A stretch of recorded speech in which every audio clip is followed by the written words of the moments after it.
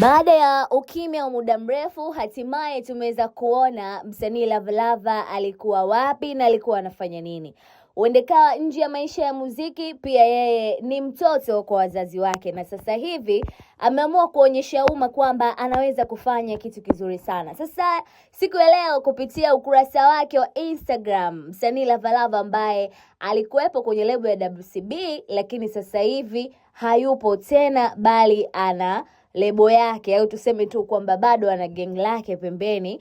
Ametuma video iliyokuwa ikionyesha nyumba kali na ya kisasa zaidi na kuandika kuwa alhamdulillah, hiki kidogo wazazi wangu naomba mkipokee, lakini pia asante Mungu na shukuru kwa hii baraka. Ile ndoto ya kuwajengea wazazi wangu leo imetimia. Ni mbali tumetoka, tumepitia mengi, lakini hukuchoka. Tunaendelea kuinuka na kupambana. Nikikumbuka usiku wa manane tulikuwa tukiamka kukinga maji ya mvua kutokana na ubovu wa nyumba uliokuwa unaishi. Machozi yananitoka. Kulala chumba kimoja, baba, mama na watoto, siwezi kusahau. Pokeeni hiki nilichojaliwa kutoka kwa mtoto wenu, na ikawe heri kwenye makazi yenu mapya. Wacha niendelee na mapambano. Kitendo hiki kimewafurahisha sana watu wengi, ikiwemo wasanii wenzake, kwamba ni kiasi kikubwa sana alichokifanya kupitia maisha ya wazazi wake aliyoyagusa. Wengi sana wameweza kumpongeza, lakini wengi sana wameonyeshwa kujali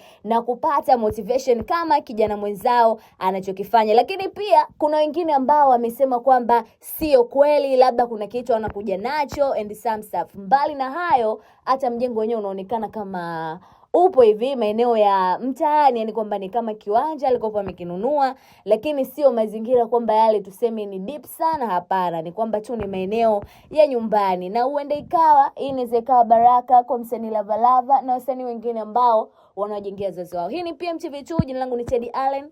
Mpaka wakati mwingine, please kama hujasubscribe ndio muda wa kusubscribe channel yetu, lakini pia usiache kushare hizi story kwa sababu hapa ndo mahala pake, na kila siku tunakuletea vitu vipya, tunakuambia kila siku PMTV2 kiburudani zaidi.